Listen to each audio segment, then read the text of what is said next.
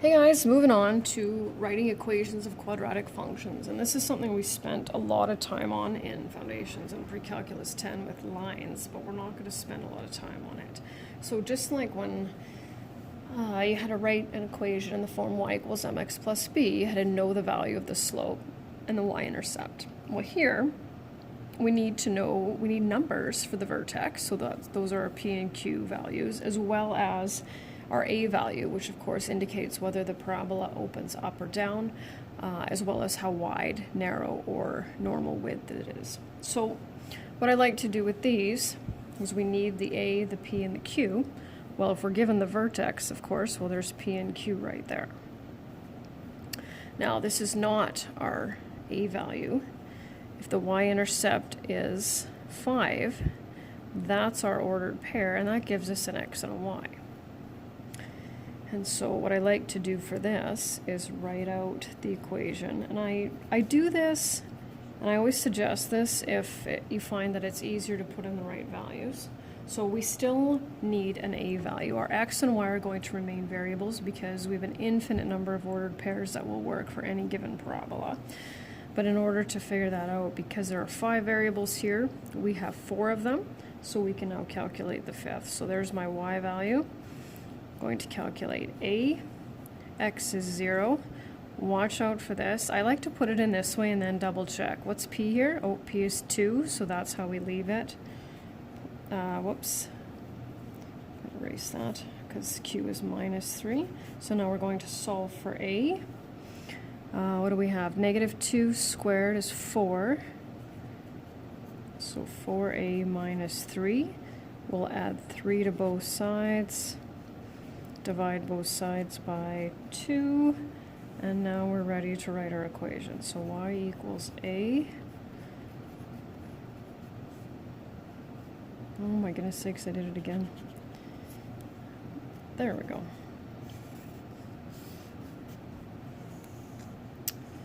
Okay, vertex, negative 4 and 1, and passes through negative 3 and 7. So again, we have a p and a q. And an x and a y, so we'll do that same process. Y equals a.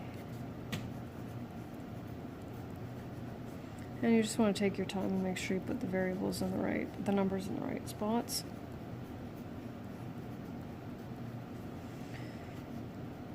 One squared is 1, so we get an a. That's a pretty skinny parabola. That's all right. Y equals 6.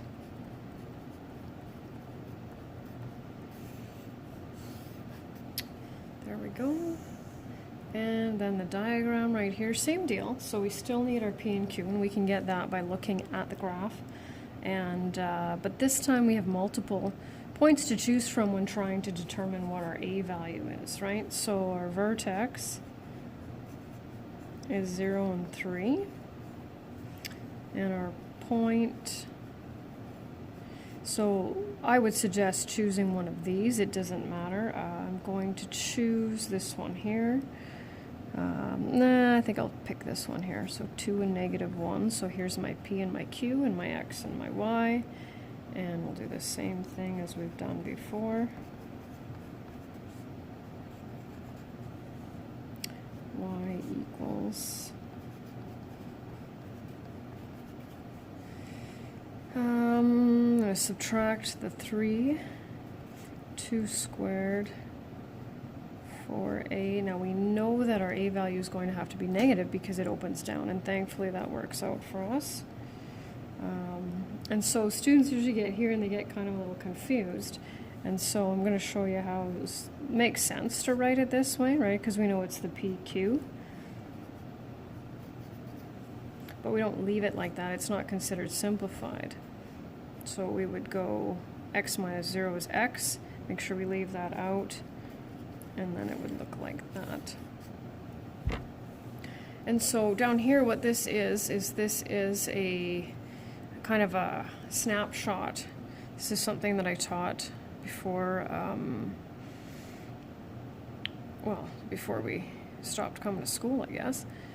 So this is sort of a checkpoint as to how to graph. Now I know that this right here, the graphing using transformations, continues in Pre-Calc 30, so if you've signed up for that, that's really important. I know that obviously increases in difficulty. So we're going to sketch the graph of 1/2, y equals 1/2 x plus 3 squared minus 4 using transformations.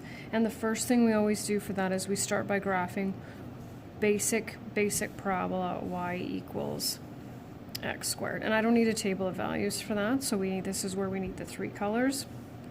So this one I know by heart, so 1 squared is 1, 2 squared is 4, 2 and 4, and then what I like to do is just my mirror points. And then 3 squared is 9, so let's go 3, 2, 4, 6, 8, 9. And you only need 5, but I think it, oftentimes looks better. So that's y equals x squared. Okay.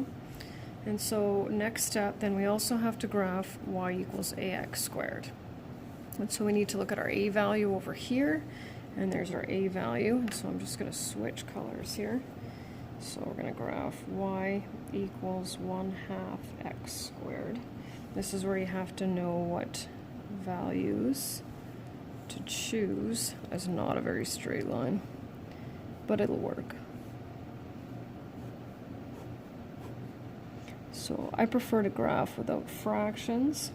So I'll put my vertex in. My vertex is going to be 0 and 0. And then I'm going to use, I use even numbers, and then that way we won't have to worry about that. So 2 squared is 4, half of 4 is 2, mirror point. 4 squared is 16, and half of 16 is 8. So just a table of values for that. And is that going to be wider or narrower than y equals x squared? We'll see about that.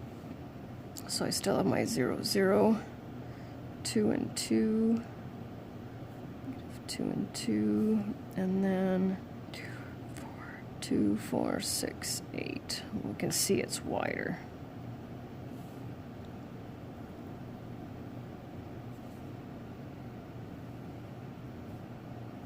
There we go. So the next step would be to describe our transformation. So if you knew it was wider, you could write that already. So we'll go transformations. And since this is a positive, we know it's not going to reflect. So it's wider than our basic parabola. And then our P and Q values, they determine whether we move left or right, and then up or down. And so this is our left or right. And so because it's a negative, we're going to shift left 3. And this is a negative as well, so we're going to shift down 4. And then I'm going to take my third color, and from all of the points on our y equals ax squared, so that's my blue parabola, we're going to shift them all left 3 and down 4. So 1, 2, 3, 1, 2, 3, 4.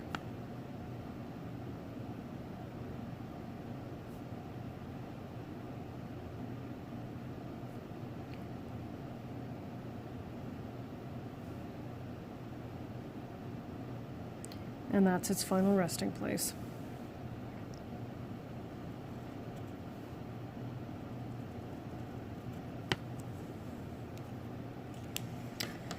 And the flip side is just another practice with, of course, the quiz content, which obviously won't happen unless you're interested in that. So I'm going to leave that. I've attached the notes already, and I do have a lesson in which I've taught that. So I'm going to leave that one.